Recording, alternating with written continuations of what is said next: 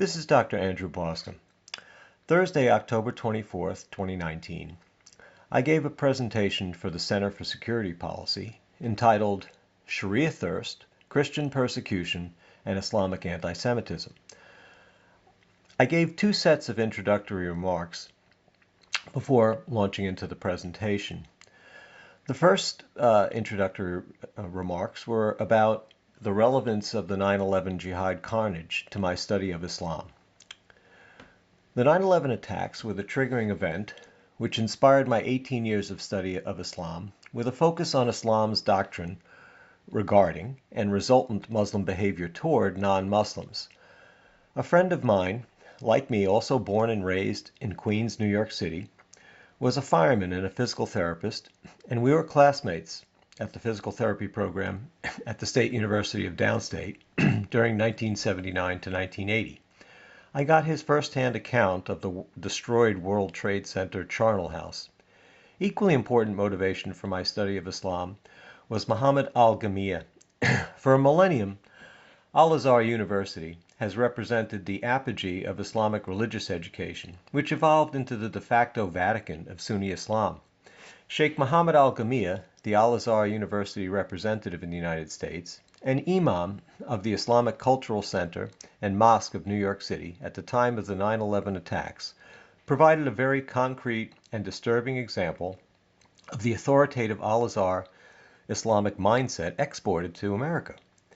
Within 3 days of the 9/11 jihad carnage, al-Ghamiyya, in press reports, quote, known for his moderate reviews, unquote, sermonized, quote, in English, calling for peace, healing, and love among people of all religions, unquote. The good sheikh struck an entirely different chord when he was interviewed for an Al-Azhar University website on October 4, 2001. Sheikh Ghamiyya returned to Egypt after September 11, 2001, alleging, without any substantiation, that he was being harassed. Ghamiyya's Al-Azhar interview was rife with virulent calumnies against Americans and threats to the U.S., along with conspiratorial Islamic anti-Semitism, which riveted upon his invocation of central Quranic motifs of Jew hatred, melded to lunatic allegations against Jews. He intoned, for example, the following. As President Bush said, this is a crusade against Islam and against Muslims. For this reason, I advise every Arab and every Muslim leader not to offer any aid whatsoever to the oppressing superpower to help it attack Muslims, because this is a betrayal of Allah and His Prophet. An American attack on Afghanistan will constitute terrorism as the U.S. did in Iraq and in Palestine. I think that this war will be the end of America the oppressor. And then he referred in the following manner to Jews. It was said that 4,000 Jews did not come to work at the World Trade Center on the day of the incident. Muslims do not feel safe even going to the hospitals because some Jewish doctors in one of the hospitals poisoned sick Muslim children who then died. And he made these following Quranic references. The Jewish element is as Allah described it when he said they disseminate corruption in the land. And this is a reference to Quranic verses in shorthand, 532 to 33, 5 referring to the 5th surah, 32 to 33, the verses in the 5th surah or chapter of the Quran. He also the corruption also refers to Quran 564. He went on, we know they have always broken agreements. This is Quran 4:155, 5:13. Unjustly murdered the prophets. Quran 261, 287, 291, 3:112, 4:155, and betrayed the faith. Quran 242, 275, 289. Slide 2. The second set of introductory remarks frame the presentation itself, again entitled Sharia Thirst, Christian Persecution, and Islamic Antisemitism, and it focused on Islam's totalitarianism and hatred of Christians and Jews. Abolitionist James Freeman Clarke, the first and still arguably most outstanding American scholar of comparative religion, wrote in his seminal 1871 10 Great Religions, quote, Islam saw the claims of deity, Allah, but not the rights of humanity, saw authority, failed to see freedom, therefore hardened into despotism. G.H. Bousquet, a renowned 20th century French scholar of Islamic law, referred to Islam in a 1950 essay as a, quote, doubly totalitarian system, unquote, because its institution of jihad war sought, quote, to impose itself on the whole world, the first totalitarian aspect, and bring society under, quote, Muhammadan law, i.e. the Sharia, the second totalitarian aspect. Sharia-inspired hatred of non-Muslims has been espoused continuously for over a millennium by Islam's most important religious teaching institutions and clerical authorities. This sacralized hatred underpins the interrelated contemporary phenomena of Christian persecution and Muslim anti-Semitism. There will be a decided emphasis on the latter because it remains so thoroughly misconstrued. Slide 3. The presentation itself opened with a quote from Egyptians. These were Vox Populi expressions from December 2012, representing, as I framed it, the 74% who want strict application of the Sharia Islamic law per Pew Research Center polling data for Egypt, published in 2013. Quote, Sharia is the way of life that suits our culture. Egyptian customs and traditions go in line with Sharia. The Egyptian society does not accept Western liberalism. People are thirsty for Sharia.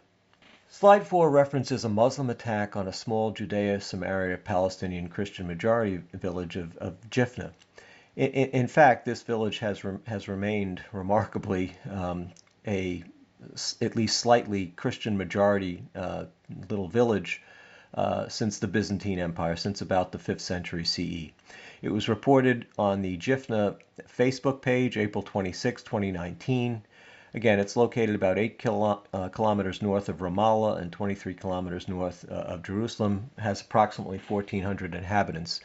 And here's the translation summary of the report via the Middle East Media Research Institute. Quote, the villagers stated in the appeal that armed rabble headed by an influential individual in Ramallah district had burst into the village and that gunmen had fired their weapons and thrown rocks and firebombs at their homes, shouting racist and sectarian ISIS-like slogans, including demands that they pay jizya, the poll tax, we'll talk about that, per Quran 929, 9th Surah 29th verse, the poll tax levied on Christians and Jews living under Muslim rule. Slide 5 is entitled Modern Islamdom's Doctrinal Hatred of Non-Muslims. The problem is in their stars and us. And apologies to William Shakespeare from Julius Caesar. Illustrated on the left is Muhammad Hussein Tabatabai, who died in 1981. And on the right, Muhammad Sayeed Tantawi, who died in 2010. And I will be elaborating on both these outstanding Muslim scholars. Slide 6 is entitled Quran 929, Jihad War, Sharia, and Jew-Infidel Hatred from the Shiite Perspective. The first of two slides on Quran 929. Quran 929 in translation, quote, fight against those who believe not in Allah, nor in the last day, nor forbid that which has been forbidden by Allah and His Messenger, i.e. Muhammad, and those who acknowledge not the religion of truth, Islam, among the people of the Scripture, typically Jews and Christians, until they pay the jizya, the Quranic poll tax, with willing submission and feel themselves subdued, unquote. Now the jizya, if we look at it etymologically, is the tax paid in lieu of being slain by a resumption of the jihad. And it's traditionally accompanied by a host of humiliating rituals, including mock beheadings, blows to the head, to the jawline, etc. If we look at a modern classical gloss on Quran 29 by the most esteemed Theite theologian of the contemporary era, Muhammad Hussein Tabatabai, again, who was pictured in the previous slide. Let's talk a little bit about him. He was author of a monumental Quranic commentary, the most important Shiite commentary in the modern era. It translates into English as the measure of balance or justly held scales in the interpretation of the Quran. Again, it's a 21-volume Arabic opus, highly esteemed as the most important contemporary Shiite Quranic commentary. And it is the mainstream Islamic Studies Academy, both Western and Iranian, who have designated Tabatabai the leading modern Shiite religious scholar and philosopher, creating this compound neologism for him. He's not merely a philosopher, he's not merely a theologian, he is a theosopher. He was a theosopher. In addition, Allama Tabatabai University is named in his honor, and it's the largest specialized state social sciences university in Iran with 17,000 students and 500 full-time faculty members. Second in our discussion of jihad war, per Quran 929, Jew-infidel hatred from the Shiite perspective. And this slide rivets on Tabatabai's gloss on Quran 929 from his authoritative modern Shiite commentary. The concluding summary of Tabatabai's gloss on Quran 929 re-emphasizes this overarching principle. Jews and Christians, and in the case of Iran, Zoroastrians as well, were considered scriptuaries or people of the book. They all must be fought, subdued, and humbled because they constitute a chronic danger to an Islamic Sharia-based society and its mores. And here's a block quotation from Tabatabai's gloss on Quran 929. Quote, regarding their characteristics that necessitate fighting them, as mentioned in the beginning of the verse, followed by them giving the jizya to uphold their protection, i.e. from the renewal of jihad war against them, it informs us that the purpose of humiliating them is their submission to an Islamic lifestyle and to a righteous religious government within an Islamic society. They shall not be equal to Muslims, nor stand out against them as an independent identity, free to express anything their souls feel like, nor to publicize the doctrines and activities invented by their lunacies that corrupt human societies. This all relates to them handing over money from their hands out of a contemptible position. So the meaning of the verse, and Allah knows best, is fight the people of the book who do not truly believe in Allah or in the last day with a faith that is acceptable and uncorrupted from being proper, and who do not forbid what is forbidden in Islam, namely those crimes that when committed corrupt human society, and who do not abide by a religion that conforms with the divine creation. Fight them and persist in fighting them until they are humbled among you and submit to your rule. This slide refers to Quran 929 from a Sunni perspective. Muhammad Sayeed Tantawi, who's pictured, died in 2010.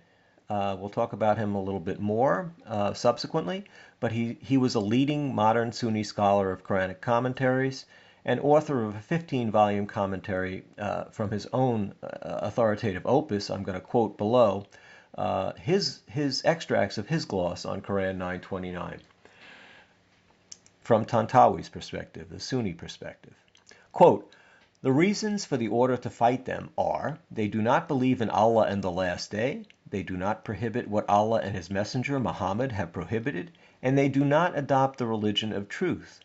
The meaning is fight those who have these attributes from among the people of the scripture until they pay the jizya willingly and submissively, while they are humbled, humiliated, and subservient to your rule over them. Taking the jizya from them is also a way of contributing to the advancement and prosperity of the Islamic State. It is an acknowledgement on their behalf to submit to the instructions of this state. Those who do not believe in Allah and the last day, those who do not prohibit what Allah and his apostle Muhammad have prohibited, and who do not adopt the religion of truth, i.e. Islam, as their religion, deserve this humiliation and ignominy in this world. As for the afterlife, their torture will be excruciatingly painful and everlasting, unquote. Very recently, based upon a story that was published on October 21st of this year, Central Turkey was the scene of billboards belonging to the Traditionalist Muslim Justice and Development Party, AKP, the ruling party, in Konya, Central Turkey, one of their strongholds. The billboard, as illustrated, featured the verbatim text of Quran 551 in accurate Turkish translation, accompanied by the image of a blood-splattered cross and a blood-splattered Star of David. The text simply restates Quran 551. So again, the 5th surah, the 51st verse. Quote, O you who believe, take not the Jews and Christians as friends, protectors, etc. But they are friends, protectors to one another. And if amongst you, if any amongst you takes them as friends, then surely he is one of them. Verily Allah guides not those who are the zalimun, polytheists and wrongdoers and unjust. Slide 10 features Tabatabai, who's now familiar to you. Tabatabai's authoritative gloss on Quran 551, again from the Shiite perspective. And this is entirely consistent with the corpus of classical and modern, as you'll see in the next slide, Sunni exegeses or glosses on this verse. Quote, this is Tabatabai's gloss. In a nutshell, Allah warns the believers against taking the Jews and Christians for friends and threatens them most severely, then points in an apocalyptical way where such friendship was to take them, and how it would turn into ruins the magnificent structure of Islamic religious character. The clause, do not take the Jews and Christians for friends, protectors, clearly forbids loving them or having any affection towards them, because such feelings pull the souls and spirits toward each other, and it creates mutual moral effects on both sides. And if Muslims are influenced by un-Islamic behavior, their society will diverge from its religious way, which is based on the felicity of following the truth, to the way of unbelief, which is based on following low desires and of worshiping Satan. This slide features Tantawi's gloss, now familiar to you, from the authoritative Sunni perspective on Quran 551, quoting from Tantawi. These verses contain various reasons why it is important for the believers not to associate with the Jews and Christians, Allah's enemies. This is a call at all times and everywhere to all believers in Allah, His books, His angels, and the last day, not to take the Jews and Christians as allies.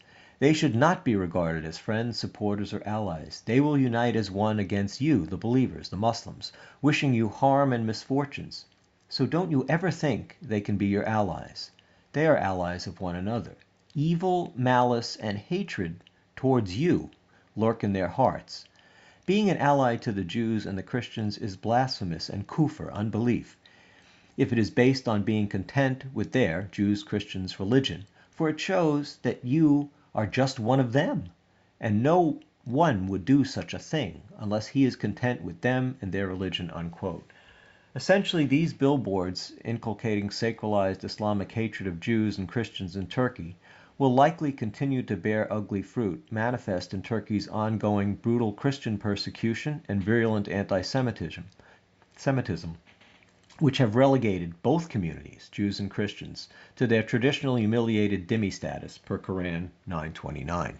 So there was some uproar internationally. There were some complaints by these religious minority communities in Turkey that are under siege as it is, and the billboards were removed. In an interesting update on this from Christian Solidarity Worldwide, a group that monitors anti-Christian persecution globally, and that includes within Turkey, they had some their spokesperson had some very interesting comments reported on October 23rd, 19, as the billboards came down. That although the removal of the billboards, quote, was a step in the right direction, unquote, they observed the following. The billboard campaign was not very unusual. We, Christian Solidarity Worldwide, have witnessed similar incidents in other parts of Turkey. Removal, quote, didn't indicate a significant improvement, unquote, in the treatment of Christians there. quote, anti-Semitic and anti-Christian and anti-Western narratives are on the increase in Turkey, unquote. And ultimately, CSW concluded the problem is not just coming from government leaders, from the AKP, from the ruling party. It's a societal problem. At the time of the U.S. invasion of Iraq, there were many reports reflecting back on the liquidation of the Jewish community during the 1950s, and I found this very interesting perspective from an Iraqi Jew, Moshe Katan, on what golden ages, alleged golden ages for Jews under Islamic rule actually meant. And Katan was quoted in this interview given April 16, 2003, from a piece in the London Telegraph entitled "The Terror Behind Iraq's Jewish Exodus." Again, referring back to the 1950s. Quote, at the time of the Ottoman Empire, the Jews' fate depended on the governor's mood and whim and the amount of corruption that he exercised. So when there was a lull in the persecution, bless them, they, i.e. the Jews, called it, quote, the Golden Age. It was not a golden age. It was an age when the Jews were persecuted less, unquote. This is an eyewitness account of Kurdish Muslim treatment of Christians and Jews in mid-19th century Iraqi Kurdistan. Quote, the Nestorians, Assyrian Christians, of the places which I visited live mostly in friendly relations with the Jews, whilst the nomadic Muslim Kurds, they have no with the nomadic Muslim Kurds, they have no transactions. They are oppressed by the Kurds in the same way as are the Jews. If they were to show the slightest reluctance to obey orders, they would be punished in the most merciless and cruel manner. I have myself been an eyewitness to the perpetration of many an act of cruelty. If a Kurd on horseback meets a Jew or Nestorian on the road, he makes him run before him to the stable door, without even once allowing him stop to take breath. This barbarous custom is practiced almost daily. As you'll see, these are observations from Israel Joseph Benjamin, who was an itinerant rabbi who traveled across Asia, eventually actually came to the United States. But his mission was to observe and chronicle the conditions under which Jews lived worldwide. So his second quotation is about the Jews more specifically. The Jews scattered here and there in Kurdistan and forced to remain at the places assigned to them, are in the true sense of the word surrounded by tribes of savages. One often finds 5, 10, or even 20 Jewish families the property of one Kurd, by whom they are burdened with imposts and subject to ill treatment. Heavy taxes are imposed upon them, which for the poorest amount annually to 500 piastres. Finally, they are compelled at different periods of the year to perform self-service to cultivate their master's field, without receiving or being entitled to demand the smallest compensation for their labor. This is really an awful state of affairs, and with heart and soul do we sympathize with our distressed co-religionists, and we felt deeply grieved that it was not in our power to help them. The Kurdish master has absolute power of life and death over his Jewish slaves. At his will, he can sell them to another master, either in whole families or individual. They, Jews, had not only to bear the whole cruelty of the Kurds, but were even sold like cattle and attacked in that which to them is most sacred, their faith. Thus, for instance, on New Year's Day, when the shofar sounded in the synagogue, the Kurds rushed into the temple, attacked the women, and maltreated them, broke the symbolic trumpet, and compelled the Jews to desist from their ceremony. This is Benjamin's description of Jewish dimitude, the imposition of Quran 929 and the really parallel civilization it created amongst the non-Muslims who are under both Shiite and Sunni rule. It really the practical impact of Quran 929 as seen through the prism of this itinerant rabbi and traveler, and this is from the Shiite perspective. He's now traveling through Iranian territories under Shiite rule. Quote, throughout Persia, the Jews are obliged to live in a part of town separated from the other inhabitants, for they are considered as unclean creatures. This is the Shiite doctrine of najis. It derives from a more literal interpretation of Quran 9:28. For they are considered as unclean creatures who bring contamination with their intercourse and presence.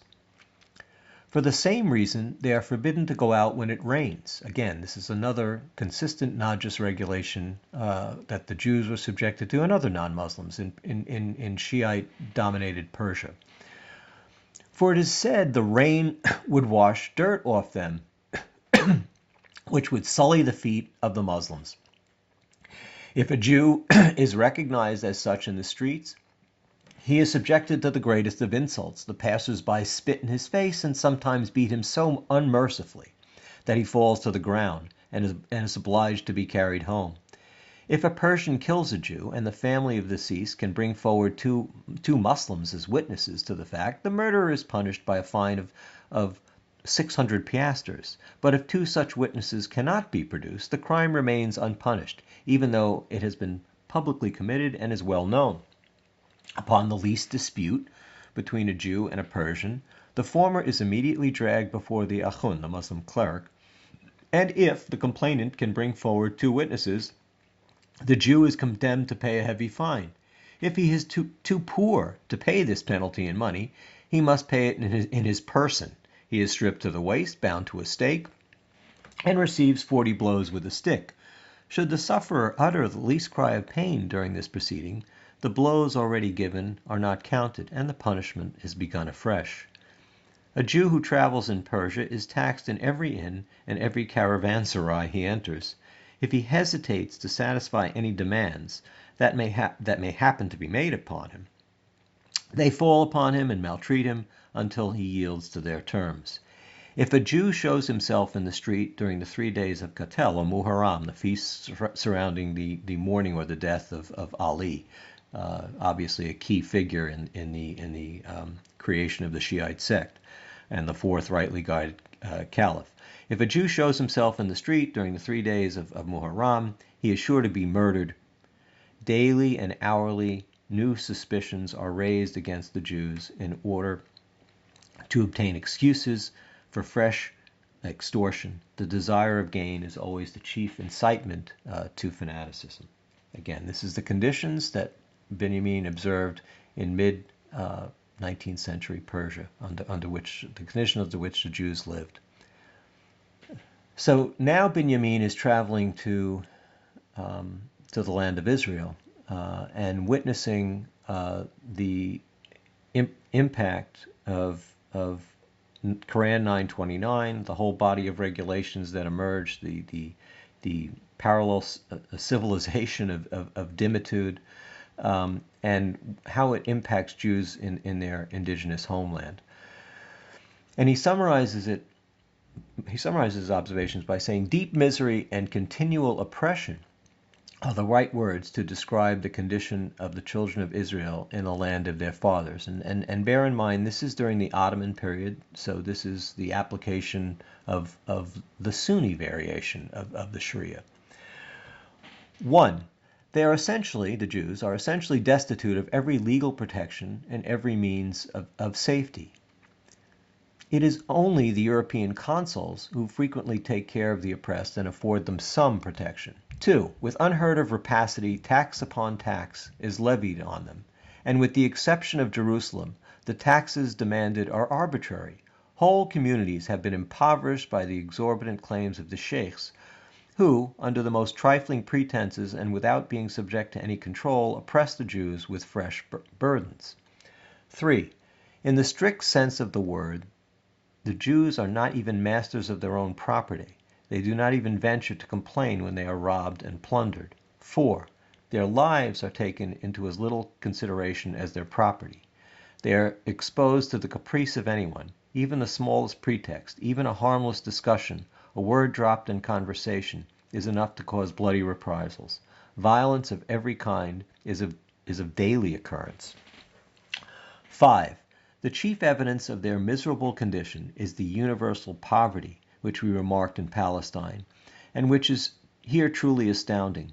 It even causes leprosy among the Jews of Palestine as in former times. Robbed of their means of subsistence from the cultivation of the soil and the pursuit of trade, they exist upon the charity of their brethren in the faith in foreign part. The Arab tramples this sacred soil beneath his feet and considers the Jew a disinherited and accursed being.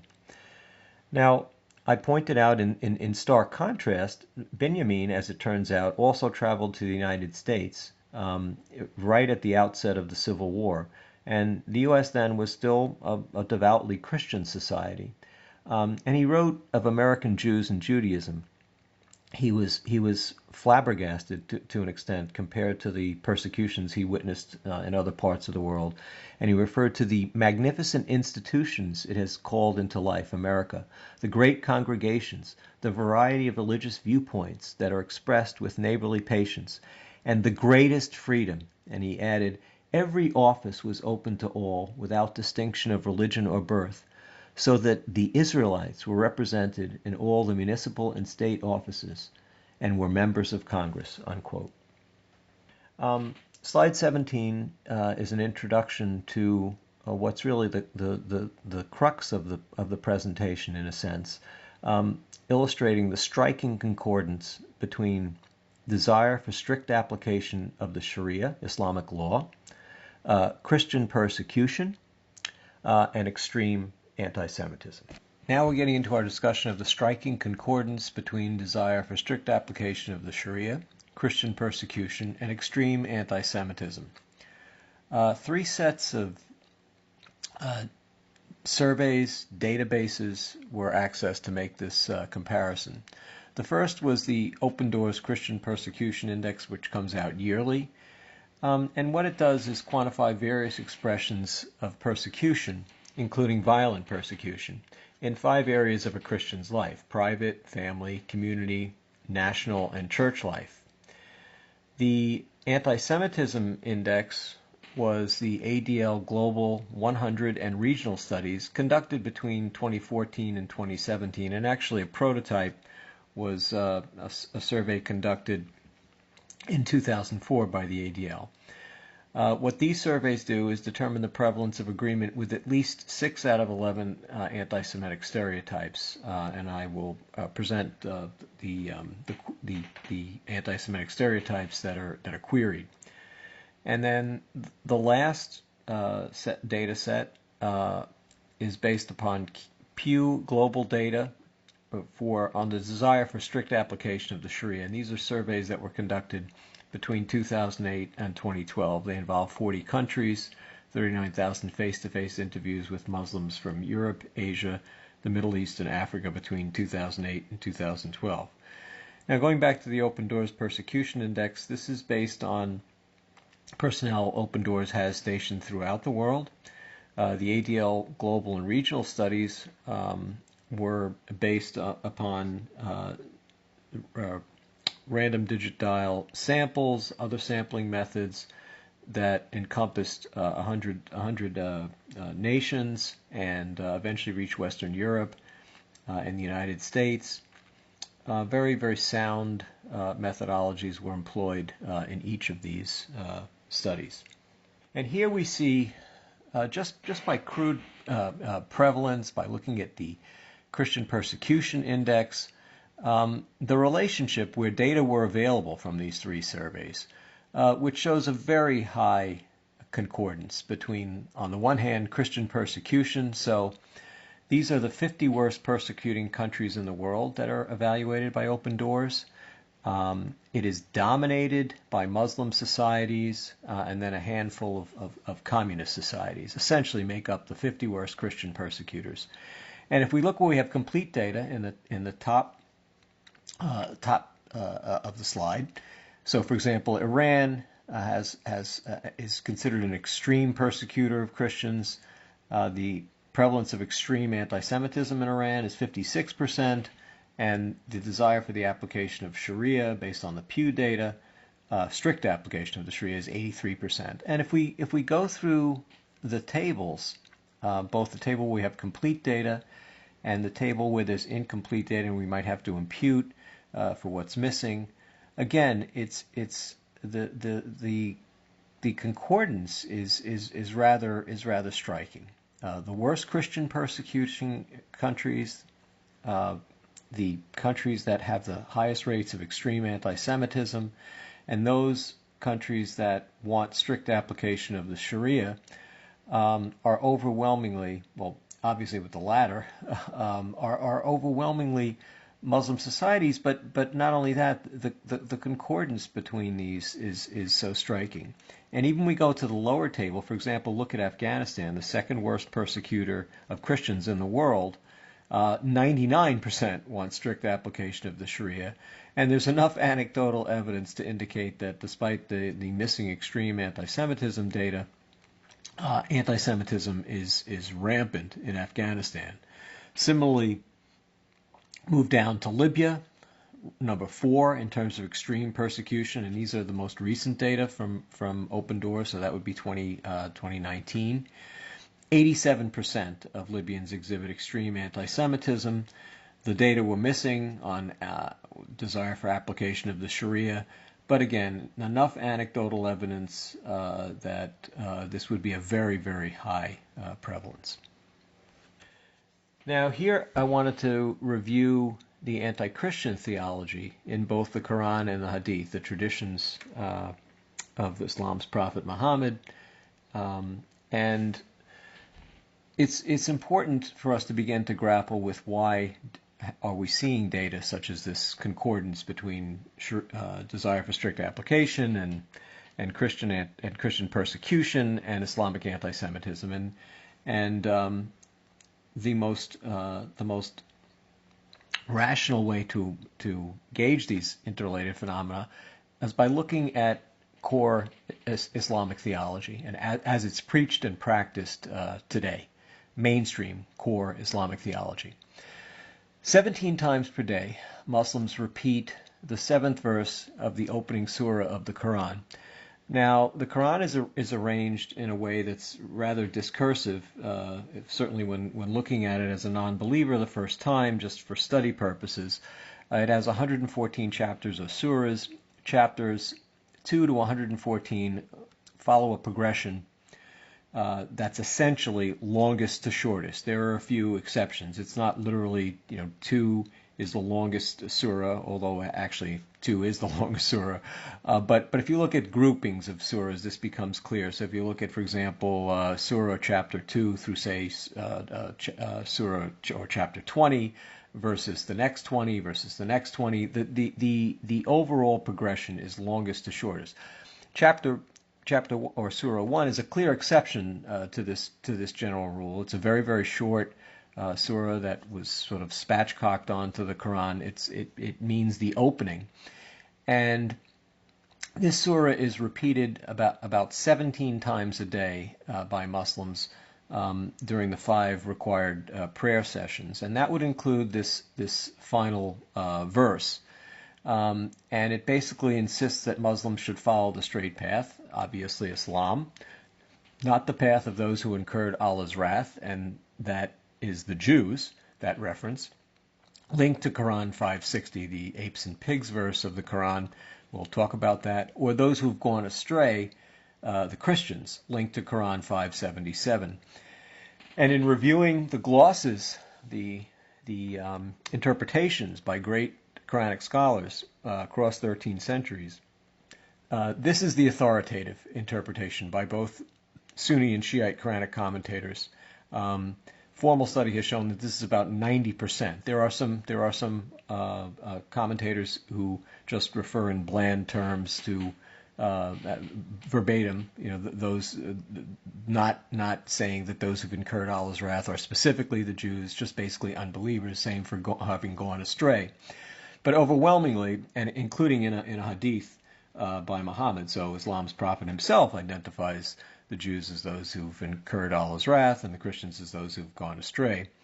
And the question is, why that designation that Muslims repeat 17 times a day? Moreover, it's worth considering, what does this kind of repetitive inculcation of really hateful ideas do to the psyche? So, for example, here are some critical Quranic verses about Islam's conception of Christianity. So, in general terms, Isa, the Muslim Jesus, who has really little bearing to the Jesus of the Gospels, did not die on a cross. A repeated theme is that Christians and Jews have corrupted their scriptures. So, for example, Quran 378. Although Christians believe Isa died on a cross and Jews claim they killed him, per the Quranic narrative, in reality he was not killed or crucified, and those who said he was crucified lied. That's Quran 4:157. Indeed, Isa did not die, but was ascended to Allah. This seems to be sort of a notion that Islam borrowed from maybe Gnostic Christianity. That's Quran 4:158.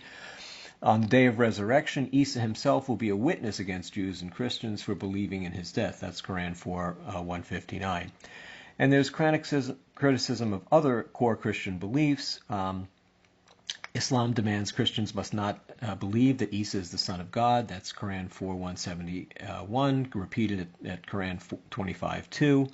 And Isa was simply a created being and a slave of Allah.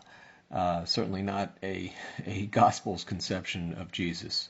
That's Quran 4:172, Quran 3:59. Christians are claimed by the Quran to believe in a family of gods, a father God, a mother Mary, and Isa the son. But Isa, the Quran maintains, rejected this teaching, and that's in verse 5:116. The doctrine of the Trinity is disbelief, and painful is actually profound disbelief, and painful doom awaits those who believe in it. That's Quran 5:73. Continuing on Islam's core anti-Christian theology in the Quran and Hadith, Christians should accept Islam, and all true Christians will. This goes back to a verse in the third surah chapter, Quran 3:67. Abraham was declared to be neither a Jew nor a Christian, but a Muslim. So Islam is the primordial faith. Christians and Jews could not be freed from their ignorance, and Muhammad came bringing the Quran as clear evidence. That's Quran verses 98, 1-4. Muhammad was Allah's gift to Christians to correct misunderstandings. They should accept Muhammad and Allah's messenger and the Quran as his final revelation. That's verses 5:15, 57:28, 4:47. Some Christians and Jews are faithful and believe truly, i.e. in Islam, and that's repeated at Quran 3:113-114. Any such true believers will submit to Allah by accepting Muhammad as the prophet of Islam, i.e. they will become Muslims. That's Quran 3:198-199. Christians who accept Islam or refuse it, distinguishing between them. The latter are to be fought and subdued and not befriended. We've mentioned this vis-a-vis Quran 9:29 and Quran 5:51 earlier, 5:51 being the billboard that was recently on display in Turkey, in central Turkey. Some Jews and Christians are true believers, accepting Islam. Most are transgressors. Again, Quran 3:110.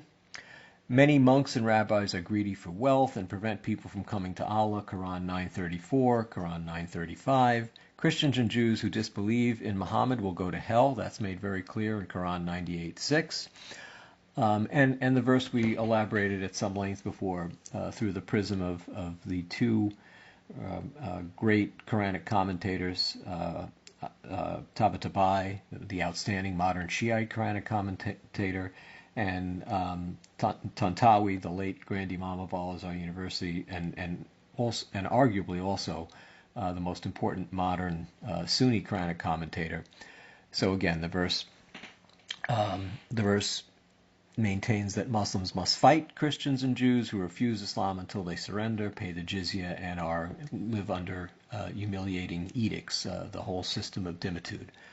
Muslims should not take Christians or Jews for friends. Again, this is considered to be a perversion of Islam's goal, which is an Islamic order, and that's in Quran 5:51, the verse that was just recently displayed in Turkey and repeated at Quran chapter 60, verse 13.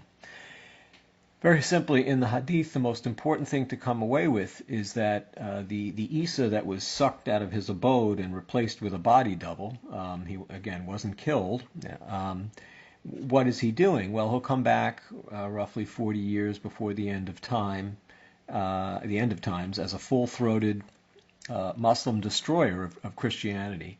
in the canonical hadith, a statement by Muhammad himself: "He, Isa, will fight the people for the cause of Islam. He will break the cross, kill swine, and abolish jizya." So in other words, there will be no Christianity. There'll be no need to pay this humiliating poll tax. Allah will perish all religions except Islam. He will destroy the Dajjal. That's this Islamic Antichrist figure, often identified as a Jew, but regardless, always with Jewish minions.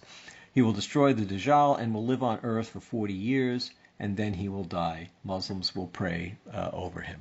There was actually a remarkable event that took place on April 9th of this year, when Mort Klein gave really landmark congressional testimony summarizing important data on the prevalence of anti-Semitism. He's pictured here holding up a summary slide from the Anti-Defamation League, showing how globally Muslims versus other religions exhibit a 2 to 3-fold excess prevalence of extreme anti-Semitism, and we'll go over these data at some length. And also pictured is Grand Imam al-Azhar on the left, who you're already familiar with, and the current Grand Imam, Tantawi's successor, Ahmed al-Tayeb. And we'll talk about both of them in terms of Islamic anti-Semitism. This is just to give you an example of the current or most recent ADL questionnaire that's used to assess the prevalence of extreme anti-Semitism. So you can see these anti-Semitic statements that people queried are asked to agree with or disagree with, and if they agree with at least 6 of these anti-Semitic stereotypes, they're considered an index case of extreme anti-Semitism. So we can see it's a very specific instrument, but it's picking up extreme anti-Semitism. So if you agree with 1 or 2 or 4 of these, it wouldn't detect you. So it's not a particularly sensitive instrument. One could argue that believing any of these things already defines you as a case of anti-Semitism, but the instrument is designed to pick up extreme anti-Semitism. I would point out number 11, Jews are responsible for most of the world's wars, might resonate particularly with Muslims, since the Quran teaches that Jews are spreaders of discord and corruption in the 5th surah in 2 verses, verses 532 to 33, and also verse 564. So in summary, once the ADL applied this scale in its series of surveys, which ranged from 2014 to early 2017. So in 2014, they did the major survey of 100 countries worldwide. In 2015, they moved to Western Europe and oversampled the Muslim population there. And in 2016, late 2016 to early 2017, they finally reached the United States and applied this instrument in the United States. So overall, there was a 2 to 4.5-fold excess of Muslim Jew hatred relative to any other major religious affiliation or atheism, agnosticism. And this association with Islam persisted within the Muslim diaspora populations of both Western Europe and the United States. The world's 16 most anti-Semitic countries were all in the Muslim Middle East, where 74 to 93% exhibited extreme anti-Semitism. The prevalence of extreme anti-Semitism globally by religious affiliation, again, these were the data that Mort Klein was holding up on that display board, was Muslims 49%, Christians 24%, no religion 21%, Hindus 19%, Buddhists 17%. Again, reflective of this at least 2-fold excess of extreme anti-Semitism amongst Muslims. In Western Europe, the overall prevalence of extreme anti-Semitism within the Muslim communities was between 49 to 68% versus 12 to 29% amongst non-Muslims. Again, this consistent 2 to 4.5-fold excess in the individual countries, the worst being Belgium with 68%. In the U.S., much more philo-Semitic country, the prevalence of extreme anti-Semitism already in this country is rather alarming at 34% within the Muslim community versus 14% of the general population.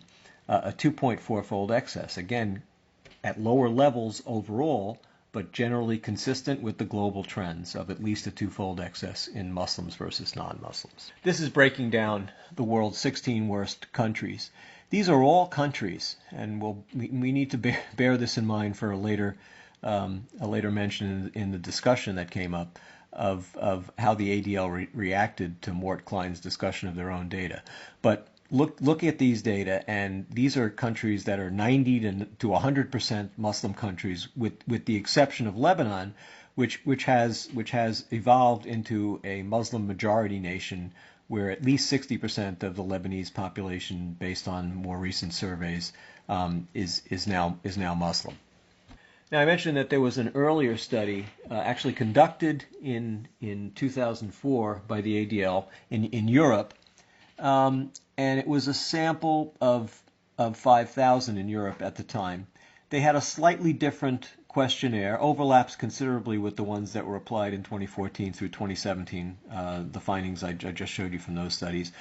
What's different about these data, and that's very interesting, is that unlike just the ADL just presenting the crude prevalence of extreme anti-Semitism in these different societies, different regions, here statistical techniques were applied which can eliminate some of the biases that might be present in just the raw data. So you see something called a logistic regression model was applied, and it was a comparison with the referent being Christianity. In other words, the other religions listed were compared to Christianity in Europe in this sample of 5,000.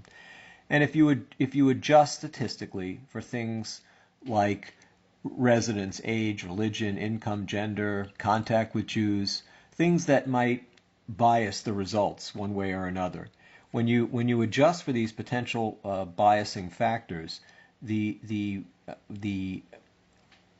risk of being extremely anti-Semitic on this scale, again, very similar to the one applied more recently, was almost eightfold comparing Islam to the referent religion, Christianity. Absolutely striking. It would be interesting to see if the more modern surveys from 2014 to 2017, if the raw data could be analyzed in a fashion similar to this, to see instead of just the crude prevalence data, which is all we have till now. So now I want to drill down a little bit on Muhammad Sayeed Tantawi and his, what I have called his modern Quranic Kampf on the Jews. Again, he was the Grand Imam of Al-Azhar University, Sunni Islam's Vatican equivalent for religious education, and the Grand Imam being the papal equivalent. From 1996 to 2010, he was the Grand Imam.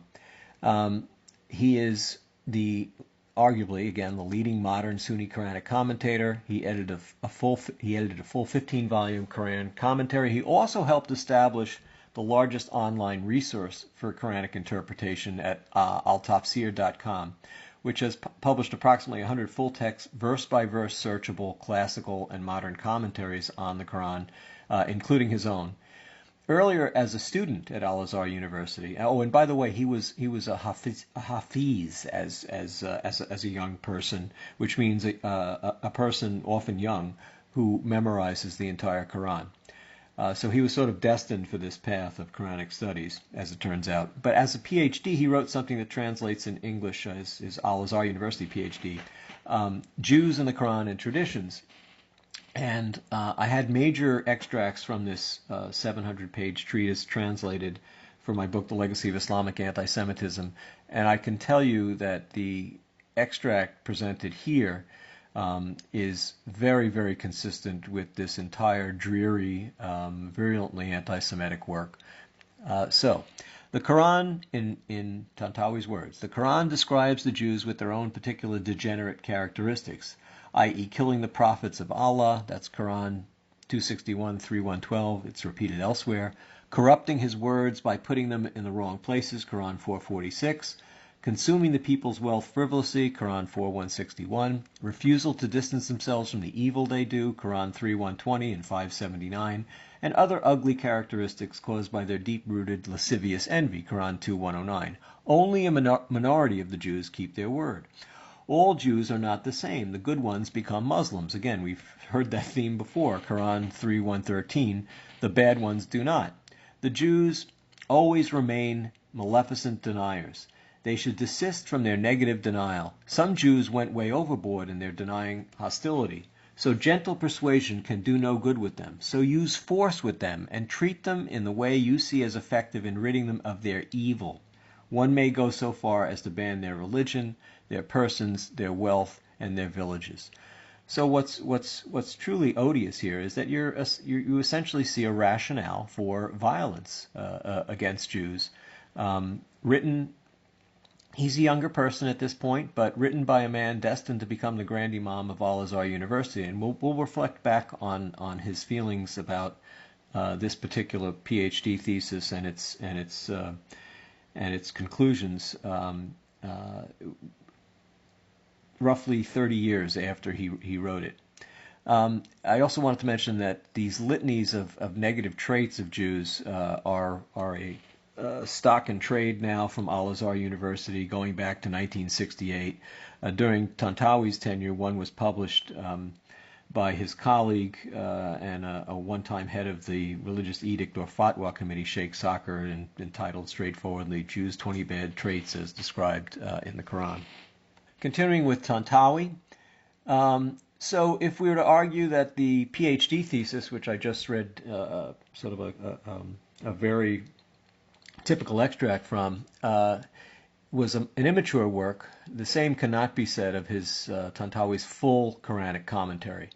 It includes, for example, this gloss on Quran 560, the Jews as apes and pigs verse, which condemns in broad terms, quote, the corrupt thinking and false assumption and claims of the Jews, and further maintains generally what you, the Jews, claim is even more evil, as shown in the penalty that has befallen you as you have been cursed and become estranged from Allah's mercy and compassion, and what has befallen your ancestors, of whom some were transformed into apes, others into pigs.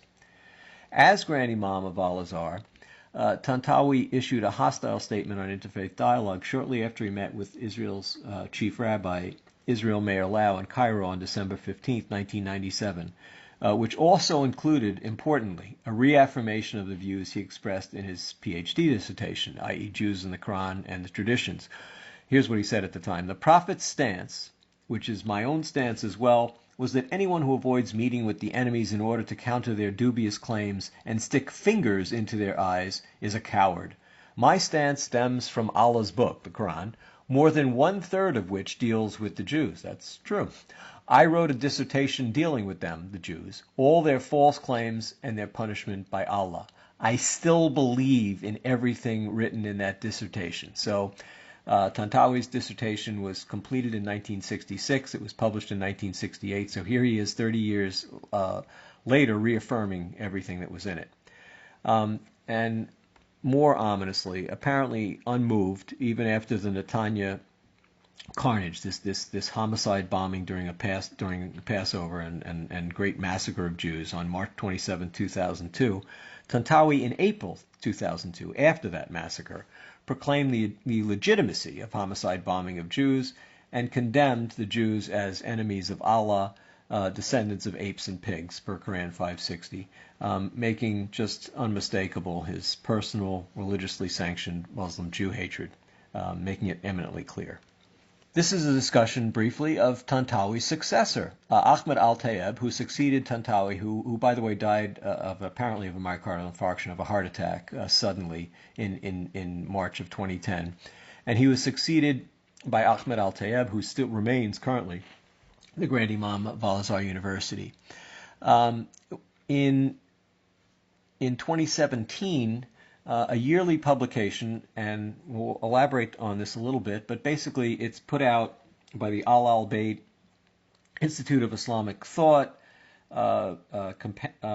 organizations which are Jordanian institutions that represent mainstream Islam, heavily involved in interfaith dialogue, really achieved some prominence in the aftermath of Pope Benedict's Regensburg address, which, of course, in discussing the jihad depredations of Islam against Christianity during the Middle Ages and rooting it in Muhammad's behavior, evoked a lot of outrage. It was based on the medieval Christian-Muslim polemic. But regardless, that think tank is very much in the mainstream. And he was, every year they rank the most influential 500 Muslims in the world. It comes out, it's called the Muslim 500. Al-Tayeb, the current Grand Imam, was #1 in 2017 recently. And his profile states, influence, highest scholarly authority for the majority of Sunni Muslims, runs the foremost and largest Sunni Islamic university, being Al-Azhar University, school of thought, traditional Sunni. So Al-Tayeb gave an interview on Egyptian TV, which aired October 25th, 2013, and he gave a brief explanation of the ongoing relevance of the Quranic verse 582, which really has been invoked to inspire violent Muslim hatred of Jews since the advent of Islam. Indeed, you can see a treatise written in the middle of the 9th century by a polymath, Al-Jahiz, who was commissioned actually to write an anti-Christian polemic because the Muslim caliph at the time, Al-Mutawakkil, noticed that the Muslim attitudes were more negative towards Jews than they were towards Christians. And remember, in the mid-19th century, in mid-9th century Iraq, that was a disadvantage for a Muslim caliph because he had bordering communities that were Christian communities that were still very powerful and hostile. And he did not want his population to harbor greater enmity towards Jews than Christians. In studying why this phenomenon was, he commissioned Al-Jahiz, and Al-Jahiz noted that the reason that the Jews were more despised by the Muslims was because of this Quranic verse and other theological negative references about the Jews' interactions with Muhammad. At any event, during this 2013 interview, Muhammad Al-Tayeb invoked this verse to show that this stance of hatred towards Jews was still prevalent and justified by this verse. And he made an open equivalence of Jews and Zionists and Judaism and Zionism. And here's what he said verbatim. A verse in the Quran, 582, explains the Muslims' relations with Jews. This is an historical perspective which has not changed to this day. See how we suffer today from global Zionism and Judaism. Since the inception of Islam 1400 years ago, we have been suffering from Jews and Zionist interference in Muslim affairs. This is a cause of great distress for the Muslims. The Quran said it, and history has proven it, and he's here now quoting from this verse, Quran 582. You shall find the strongest among men in enmity to the believers, the Muslims, to be the Jews. Now, at the time, I wrote about this and how there was no outcry, no denunciation from Jewish or other religious, non-Muslim religious communal leaders, politicians, etc. I happened to write to Geert Wilders, who I know personally, and he became the only politician, indeed the only public figure of stature, to condemn Tayeb's remarks, and he urged Pope Francis to condemn them, of course, to no avail. Continuing with Al-Tayeb, twice in 2014 and 2015, he blamed global Zionism and its machinations for the proliferation of jihad terror in the Middle East, including ISIS. In January of 2018, Al-Tayeb blamed, quote, the Zionist claimed that the Zionist entity was plotting to march on the Meccan Kaaba, that structure in Mecca around which you see the Hajj pilgrims navigating around it, and the Jews, the Zionist entity, was also planning on attacking the mosque of Islam's prophet in Medina. Finally, during June 2018, after notwithstanding all these very anti-Semitic statements he'd made, he declared that the issue of anti-Semitism is a lie that continues to deceive nations to this day. So these are the words of the current Grand Imam of Al-Azhar University. Again, the papal equivalent of Sunni Islam's Vatican equivalent. This ad was run in the Boston Herald. I created an online website with the self-explanatory name Council Against Islamic Religious Hatred, CARE H, and essentially it was just a detailed elaboration of the ADL's data that I overviewed for you from the 2014 through early 2017 surveys, and it was juxtaposed to the quotes from current Grand Imam Ahmed al-Tayeb. And it was basically put together to inform the public, but also during the holiday season, it ran right before Yom Kippur. The idea was that perhaps Boston area, at least, Jews might bring this information to the attention of their rabbis and their Jewish defense organizations and their Jewish community organizations, because there seems to be a lack of knowledge about both the ADL data and the pronouncements of Sunni Islam's leading religious teaching institution. This is a brief discussion of the ex-Mufti of Jerusalem, Haj Amin al-Husani, who died in 1974, and his relationship to jihadism, certainly against the state of Israel, both as the Jewish community in historical Palestine and the aftermath, and Islamic Jew hatred. And I think this is particularly important because al-Husani who did sympathize with and collaborate with the Nazis. There's no question about that. But he wasn't a Nazi, and his ideology was not Nazism.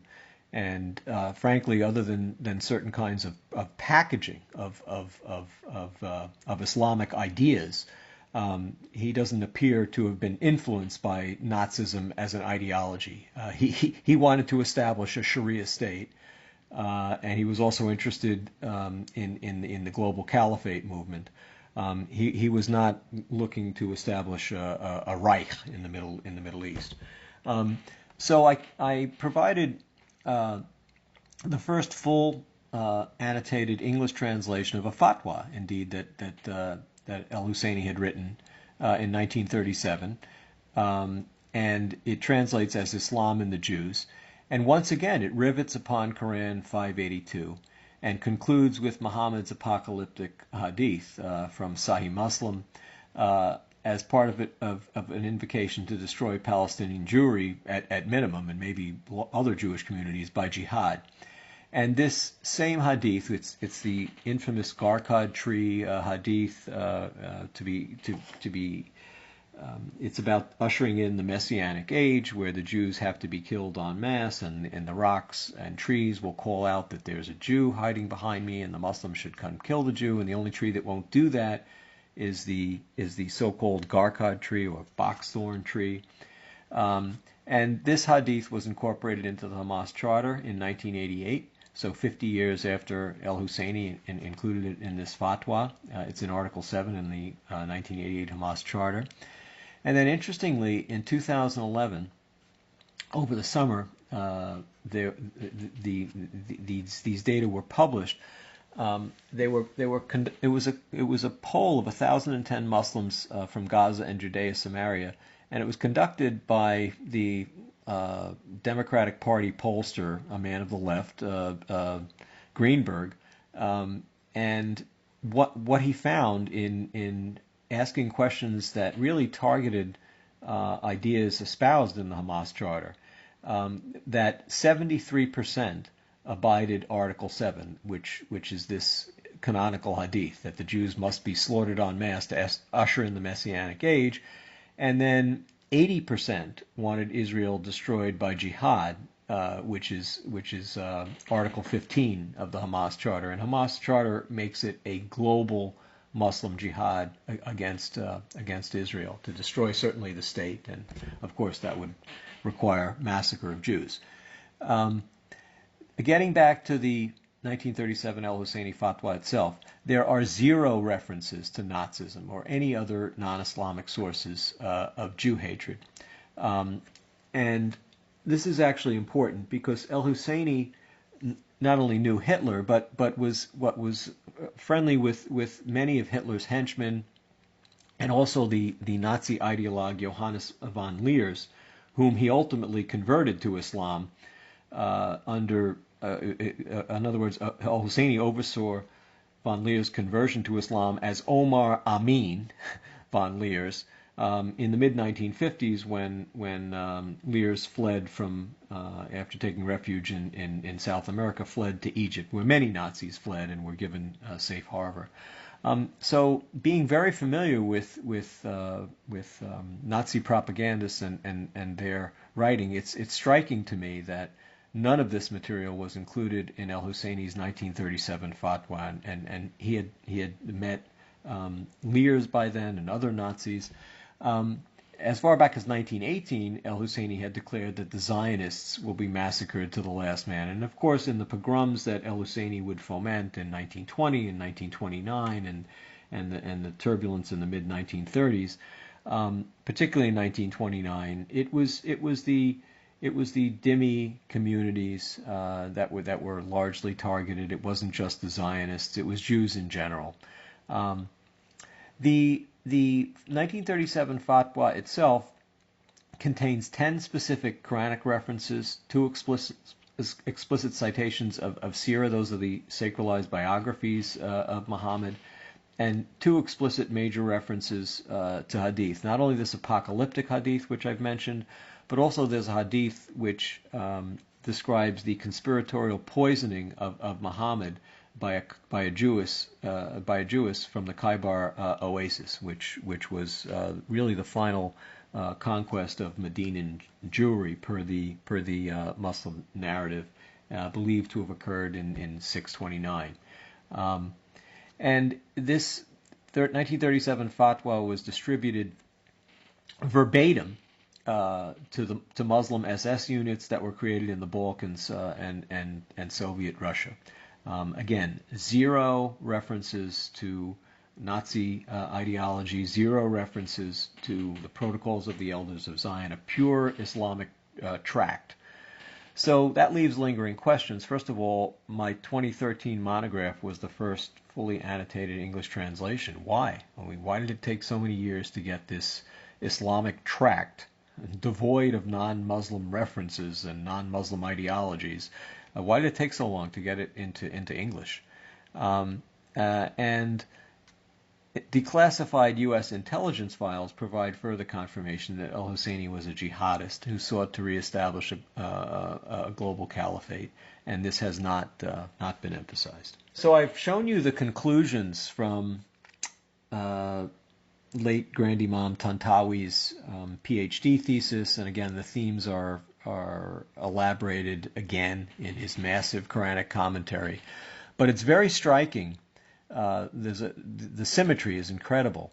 So Tantawi's thesis, again, was completed in 1966, published in 1968. In 1940, the Jewish scholar, the great Jewish scholar of the medieval anti-Jewish polemic in Islam, particularly within mythically tolerant Muslim Spain, Moshe Perlman had written his own PhD thesis in 1940, and it was about Muslim polemics directed against Jews. It was called A Study of Muslim Polemics Directed Against Jews, but it contained a chapter which had the same title as Tantawi's PhD thesis, namely, The Jews in the Quran and the Tradition. And I just want to read you the very similar observations from this chapter that really comport with Tantawi's full PhD thesis. So from Perlman's chapter from his PhD thesis in 1940, this is about the depiction of the Jews in the Quran. Forgetting the divine dispensation, the Jews transgressed God's commandments and flouted the prophets and even slew them. Again, Quran 3:181. Therefore, many punishments fell upon them. Some of them were turned into apes for desecrating the Sabbath. Quran 265, 7:166. By the way, the verse 261 makes their punishments pitched upon them as permanent.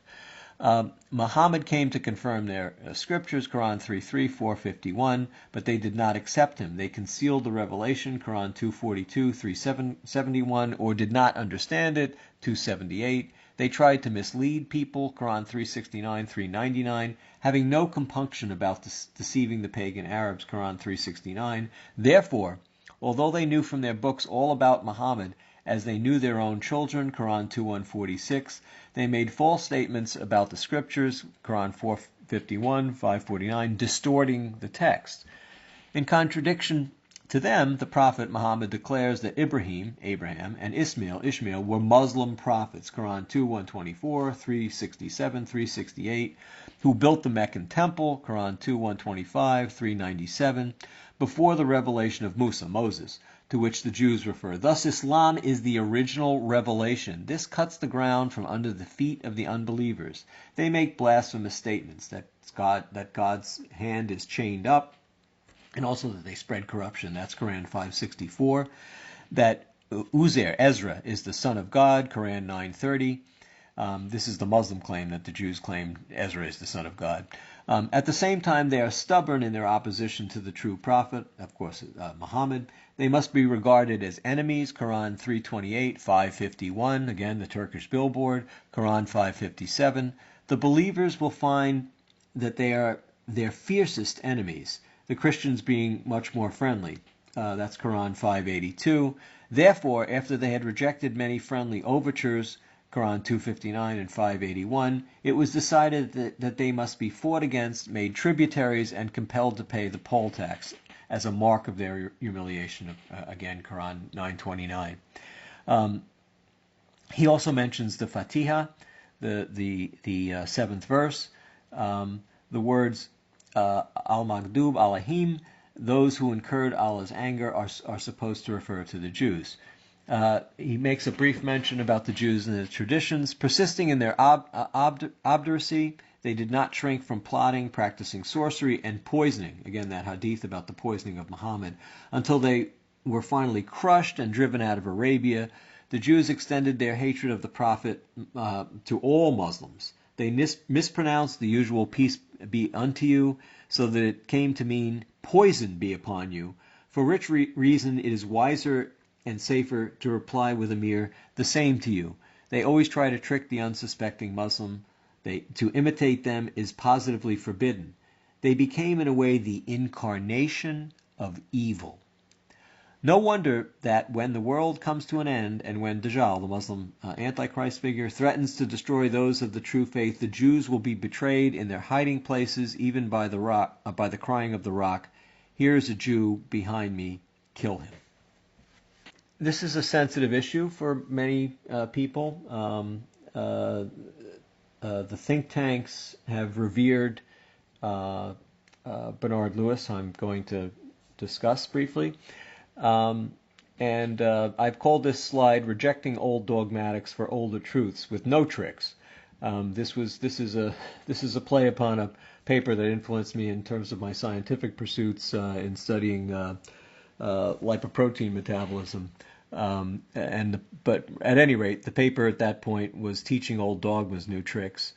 So it's a sensitive matter because Bernard Lewis is an iconic figure, particularly in amongst individuals who worked or continue to work in Beltway area think tanks, in Jewish defense organizations, etc. And he certainly was an outstanding linguist and scholar. But he came very late to the study of Muslim-non-Muslim relations, and for whatever reasons decided that he was going to bowdlerize themes that I've gone over to this point. And so I've said we must reject bowdlerizing characterizations such as tolerated subordination and non-theological, and replace them with doctrinally and historically accurate terms: canonical Islamic Antisemitism and dimitude. So I think these words that Bernard Lewis wrote over the course of 3 decades, are self-explanatory, are frankly pathognomonic of this whitewashing. So In 1974, he said, "The Dhimma on the whole worked well. The non-Muslims managed to thrive under Muslim rule and even to make significant contributions to Islamic civilization. The restrictions were not onerous and were usually less severe in practice than in theory. As long as the non-Muslim communities accepted and conformed to the status of tolerated subordination assigned to them, they were not troubled." In 1984, reflecting on theological Islamic Jew hatred, here's his rather startling summary assessment. In Islamic society, hostility to the Jew is non-theological. It is not related to any specific Islamic doctrine, nor to any specific circumstance in Islamic history. For Muslims, it is not part of the birth pangs of their religion, as it is for Christians. Just a very, very striking counterfactual claim. And then kind of doubling down in 2006, he said, "Dhimmi-tud," so it's derisively hyphenated to basically attempt to undermine the concept. So "Dhimmi-tud, subservience and persecution and ill treatment of Jews is a myth." What's quite striking is that Lewis's claims were and it's really a shame that people haven't studied these contemporary scholars of Lewis who worked with him directly.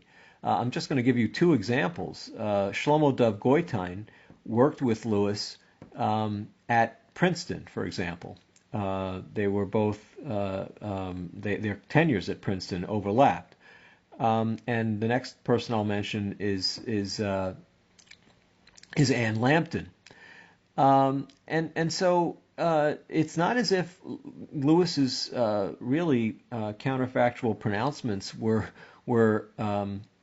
consistent with contemporary scholars of equal stature. So Goitein, unlike Lewis, was a historian who specialized in the study of Muslim-non-Muslim relations. And his seminal research findings were widely published, most notably in the monumental work A Mediterranean Society, which was based on this incredible documentary cache called the Cairo Geniza. And Goitein worked on this documentary evidence for decades. He was a professor emeritus of Hebrew University and actually, again, a Lewis colleague while both were at the Institute for Advanced Study in Princeton. Goitein explored this idea of indigenous Muslim Jew hatred expressed in a word, sinuth. He wrote in A Mediterranean Society that the Jews coined in the Geniza period, so from the middle of the 10th century to the middle of the 13th century, the word sinuth to, quote, differentiate animosity against Jews from the discrimination practiced by Islam against non-Muslims in general.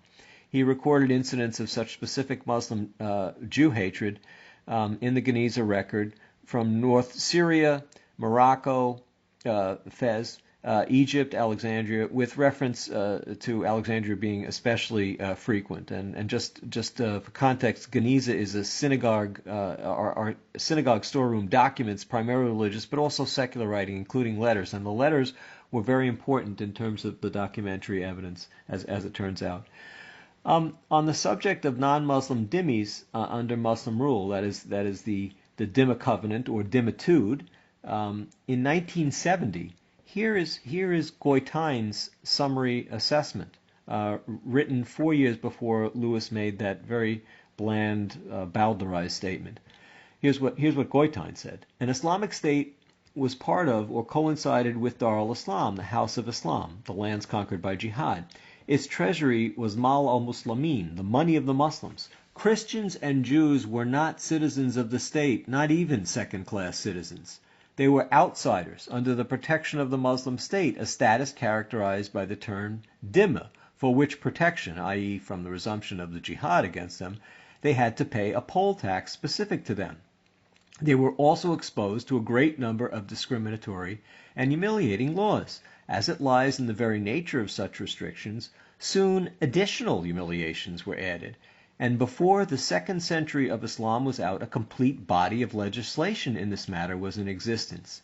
In times and places in which they became too oppressive, they led to the dwindling or even complete extinction of the minorities. Again, in brief, the second person I want to introduce you to, who was a contemporary of Lewis, was Anne Lambton. From 1972 until 1978, Lambton, who died in 2008, headed the famous School of Oriental and Asiatic Studies, SOAS, the Near and Middle East Department, while contributing articles and analyses for the Cambridge History of Islam, which she actually co-edited with Bernard Lewis.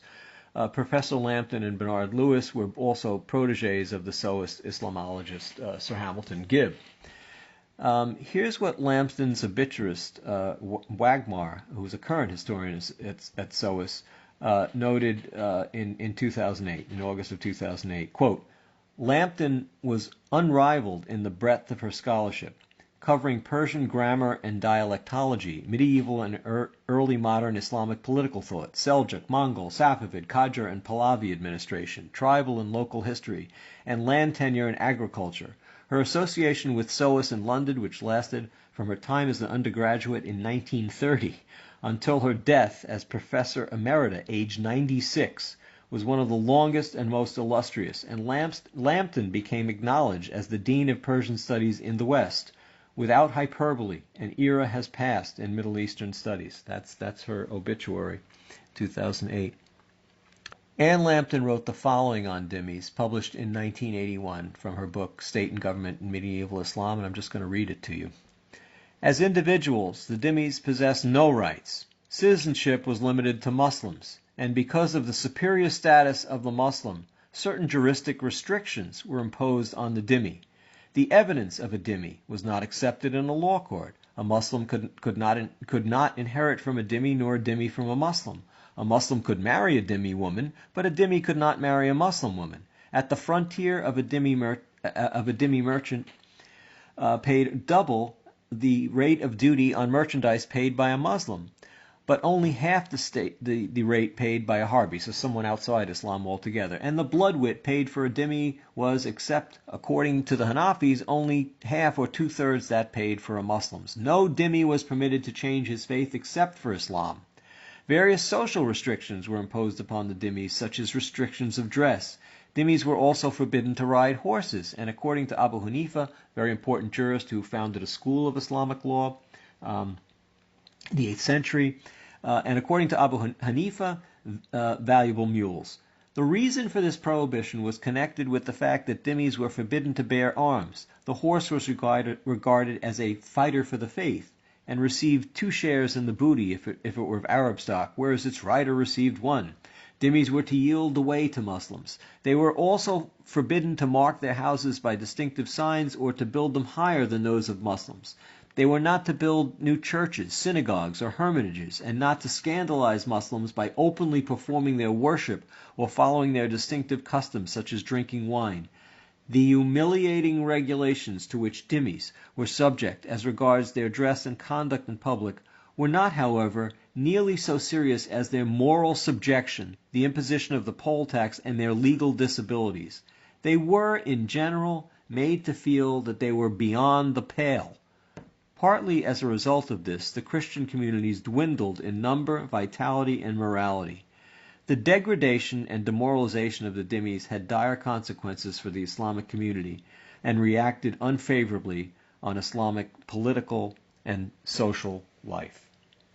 Slide 37, 38, and 39 mark the conclusion of my presentation, and they were all related to the Vatican II process, and I've entitled them Removing Anti-Semitism from the Minbar, Non-Muslims Must Demand Vatican II Mea Culpa-Based Reforms of Canonical Islam. So the first of these 3 slides highlighted events that occurred in the immediate aftermath of World War II, from Jules Isaacs' 1946 to 1948 composition of what became Jesus in Israel, and the 1947 Seelisberg Conference in Switzerland to Vatican II Nostra Aetate being issued in 1965. The 1947 Seelisberg, Switzerland International Emergency Conference on Anti-Semitism took place in the aftermath of World War II and the Holocaust. Its aim was to combat the roots of the anti-Semitism still rampant in many countries despite the fall of National Socialist Nazi rule. Its objective within this context was also to address anti-Judaism and help establish a new relationship between Christianity and Judaism. At Seelisberg, Jewish historian Jules Isaac admonished his contemporaries to confront Christianity's anti-Semitic theology, circulating his book manuscript, Jesus in Israel. The 18 points around which Isaac had organized his book directly inspired the 10 points of Seelisberg, 1947.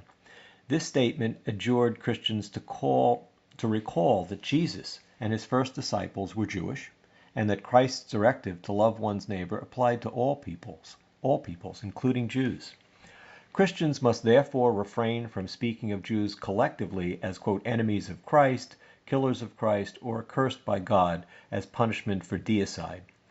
Isaac, working with willing Christian colleagues, thus helped catalyze a movement culminating in the Second Vatican Council, whose deliberations begot the Declaration Nostra Aetate, 1965, an unprecedented mea culpa-based document text that would entirely alter Christian-Jewish relations.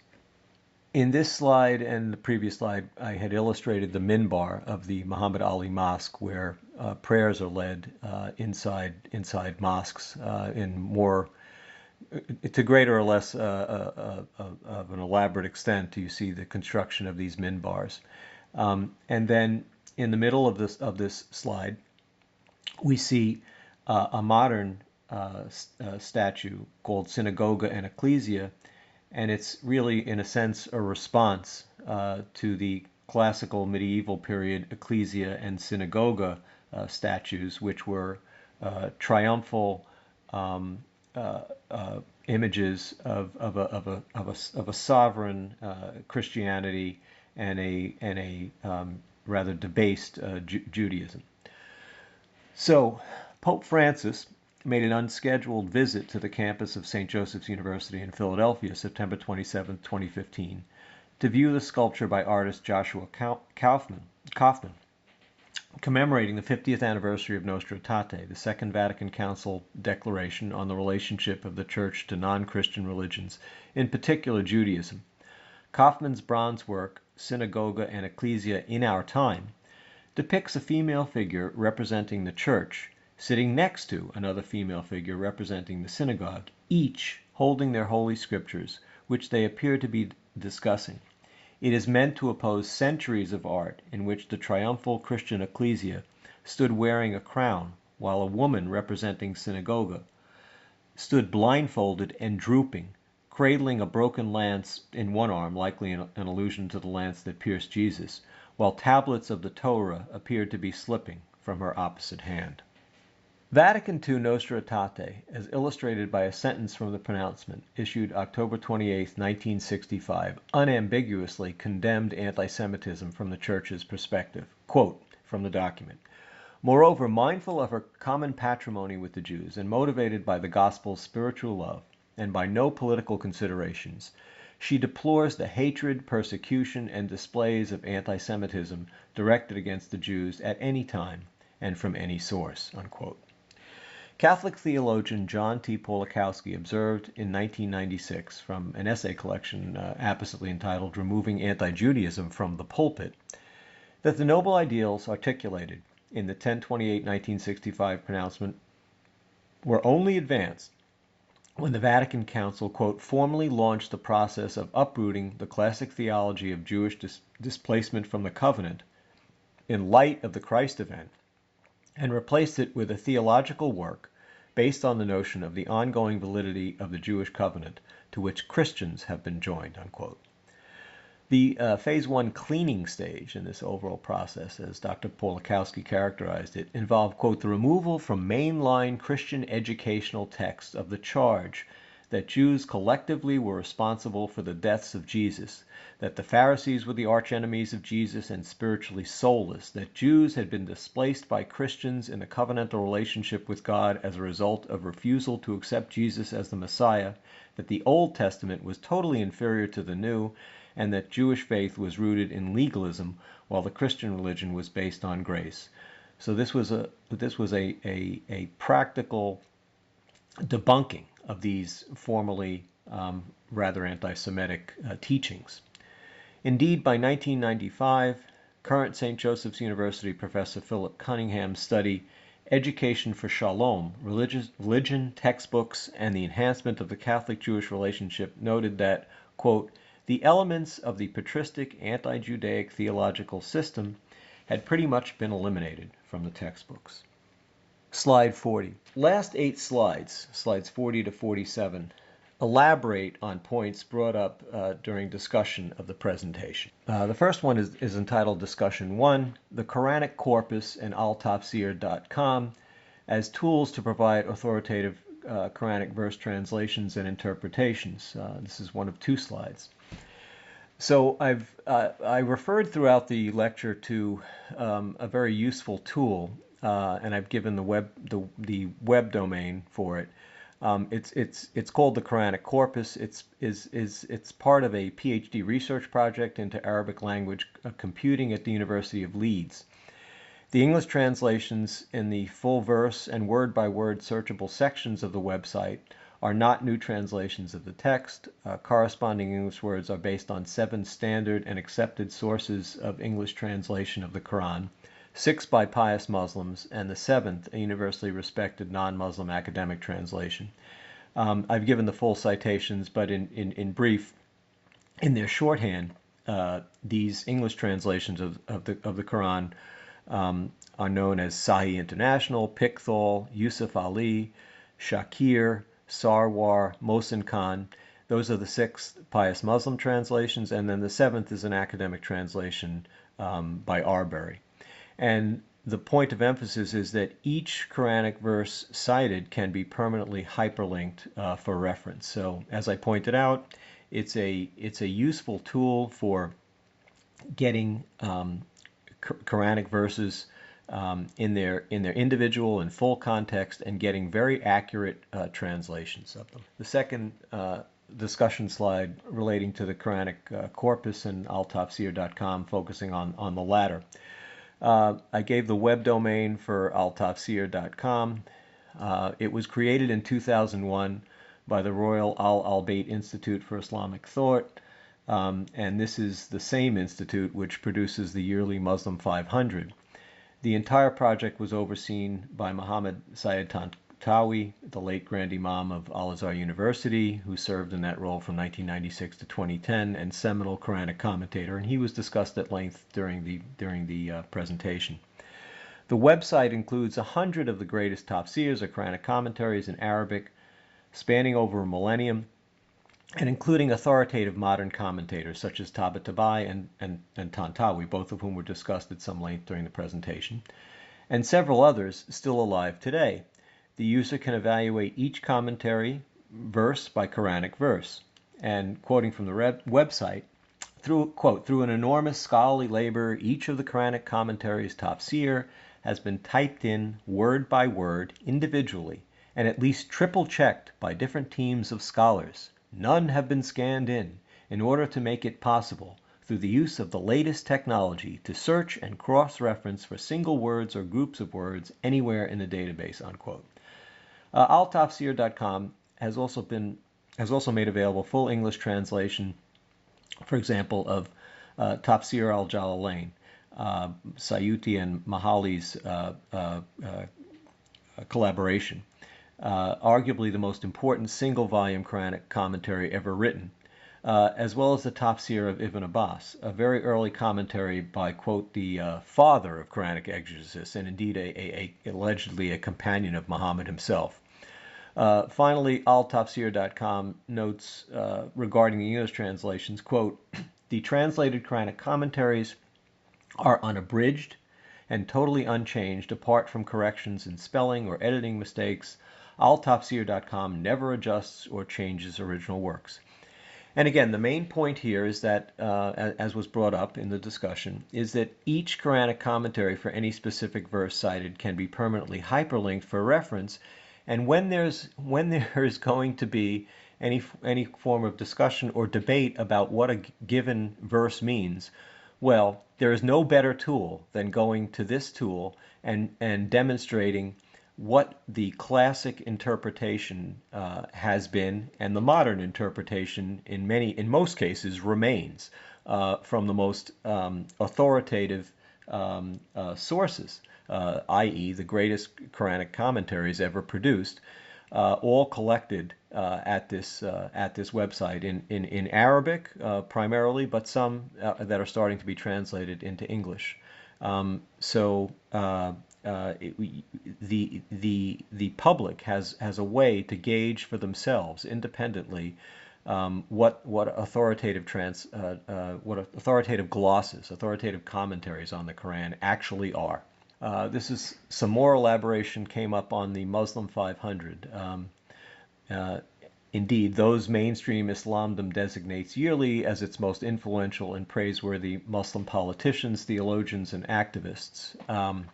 By Islamic consensus, the Royal Al-Bayt Institute for Islamic Thought, intimately related to the Royal Islamic Strategic Studies Center in Amman, Jordan, has defined and epitomizes, quote, mainstream Islam.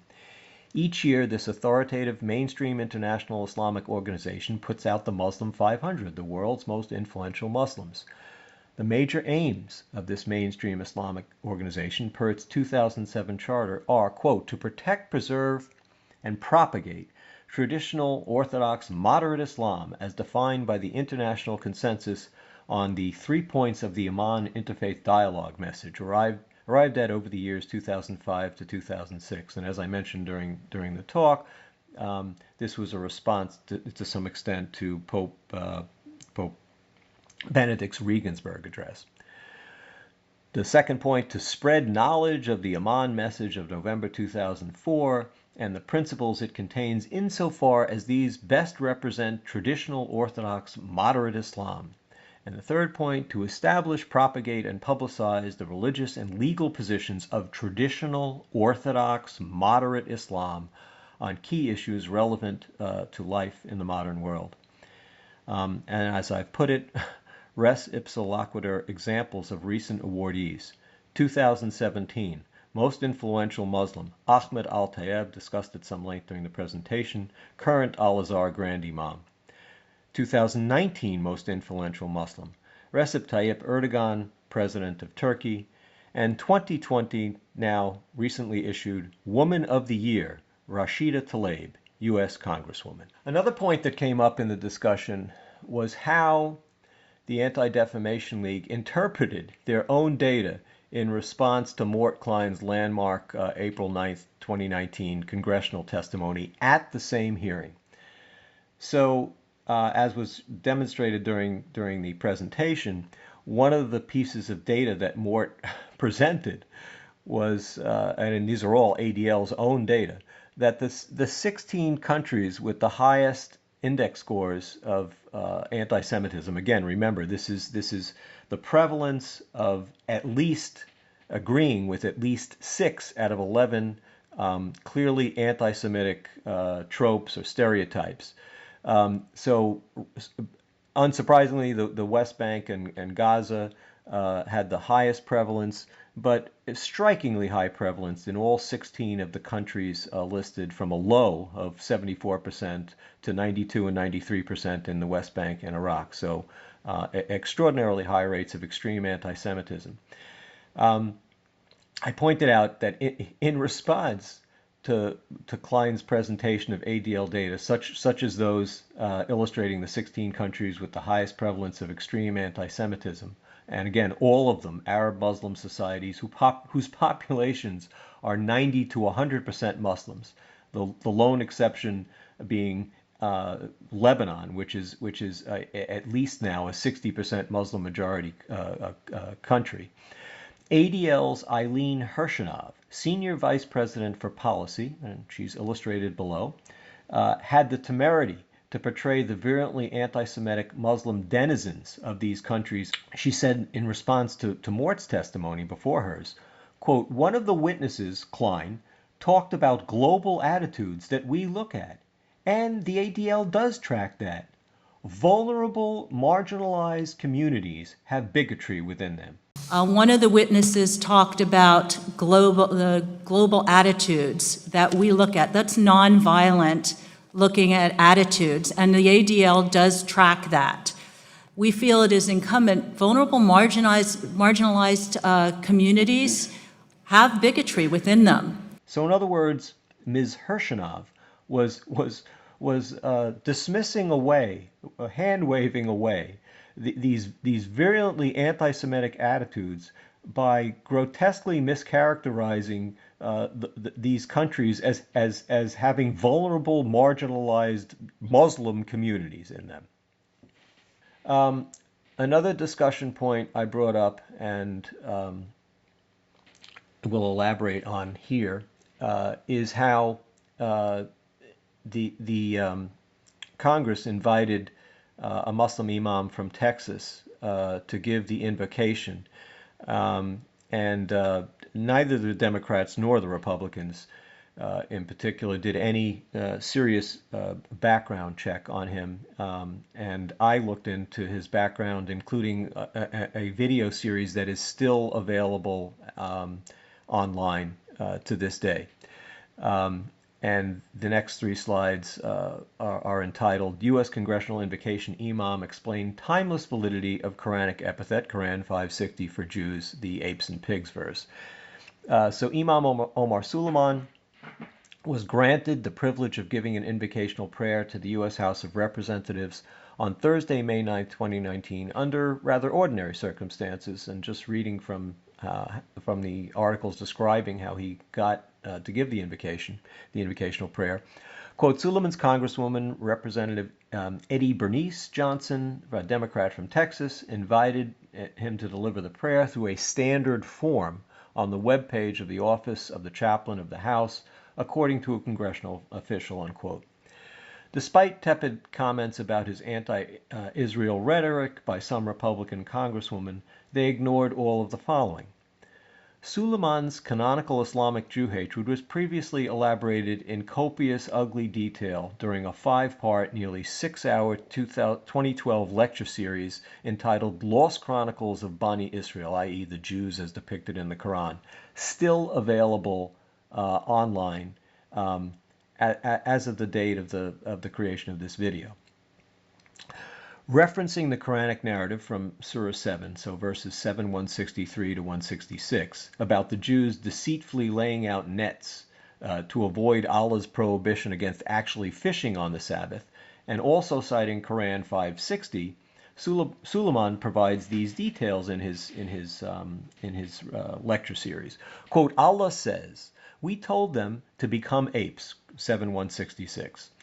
Allah transformed them, this group of people that took that action, into apes and pigs, Quran 560, which means their external appearance became apes and pigs, and the idea here was that the people were trying to make Allah out to be a fool, but Allah instead transformed them into animals. The Prophet, Muhammad, tells us that these people, which were a village, not the entire Bani Israel, this was a group of Bani Israel, Jews, that Allah, after he transformed them, they lived 3 days as an example to all other people. The older ones were transformed into apes. The younger ones, presumably, into pigs. Continuing on this theme of the Congressional Imam Omar Suleiman, Congressional Invocation Imam. Following a brief excursus on why it is inaccurate to refer to contemporary Jews as sons of apes and pigs, Suleiman references a hadith which illustrates yet another example of Jewish deceit and the appropriate response of Muhammad's youngest wife, Aisha, who condemned her Jewish interlocutors as brethren of apes and pigs. The underlying take-home point here is that Jews should not be characterized as sons of apes and pigs, but it's perfectly legitimate to characterize them as brethren of apes and pigs. And he cites from this hadith, she, Aisha, called them brothers of apes and pigs. She didn't call them the sons. This usage, brothers of apes and pigs, Suleiman maintains, is appropriate for most Jews, given their inveterate Quranic predilection for deceit, endeavoring to, quote, take Allah for a fool. Indeed, according to the earliest sacralized pious Muslim biographies of Muhammad by Ibn Ishaq and Ibn Sa'd, just before subduing the Medinan Jewish tribe Banu Qurayza, Islam's prophet invoked this striking Quranic motif for the Jews' debasement.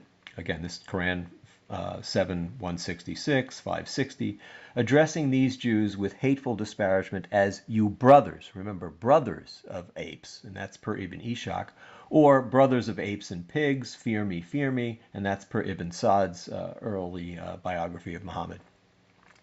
Ibn Ishaq's account further maintains that upon their surrender, Muhammad himself beheaded between 600 to 900 of the adult Jewish males of the Banu Qurayza and enslaved their wives and children.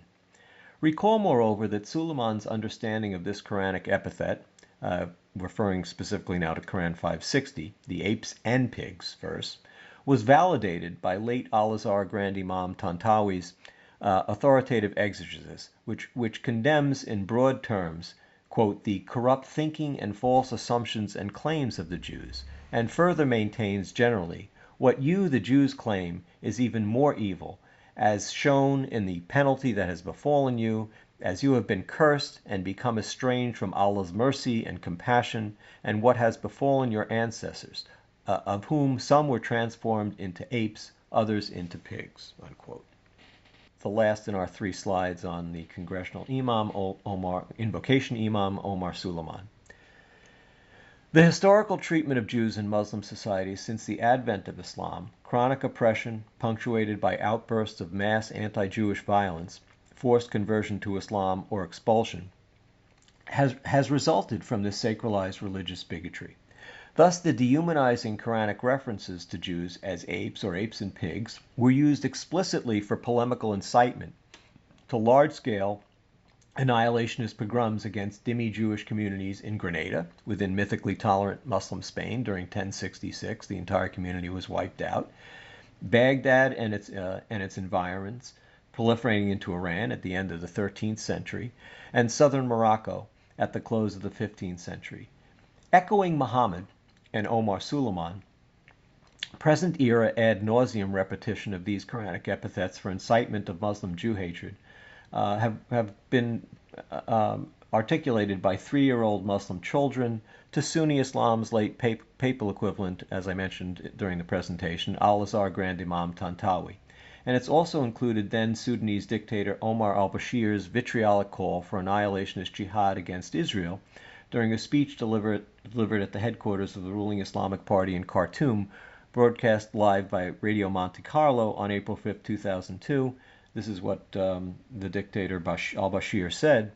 Let us prepare ourselves for the decisive battle against the Jews, those apes, pigs, and worshippers of calves.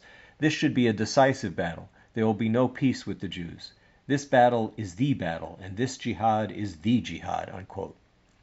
Ultimately, Omar Suleiman's 2012 discourse on the Jews is open and unabashed in directing his canonical Islamic Jew hatred, especially the requisite humiliation at the state of Israel and all Jews who support its right to exist. And here's his concluding quote from this lengthy video series. Quote, we ask Allah to humiliate this Israel the way that Allah humiliated Bani Israel, the Jews of the Quran. We ask Allah to humiliate those who occupy the land of Philistine, Palestine. Slide 47, the final slide. So the concluding point in the discussion was raised about how Islamophobia charge, the slur of Islamophobia, is used. And I referred to an interview which aired in February 2019 of Middle East Media Research Institute Director Yigal Carmon. During an interview in Israel which aired February 2019, Memory Director Yigal Carmon referred bluntly to the, quote, jihadist conversations of the anti-Semitic Islam, unquote, taking root unopposed in the U.S., and its Islamic textual basis. Quote, a lot of the hatred against the Jews has turned into really violent threats based on Islamic texts, unquote. Carmon concluded that violent acts of Jew hatred perpetrated by Muslims in the U.S. could reach a Western European scale, quote, if there isn't an awakening and resistance against this, unquote. He also condemned the feckless inaction of a Jewish community unwilling to identify and combat the Islamic religious origins of this Jew hatred because it is paralyzed by fears of being labeled, quote, Islamophobic. And here's what he said. The Jewish community, which are direct victims and targets of these Islamic religious incitements, are afraid to do something about the incitement. Not a protest, no public activity, nothing at all. They are afraid to be thought of as Islamophobic.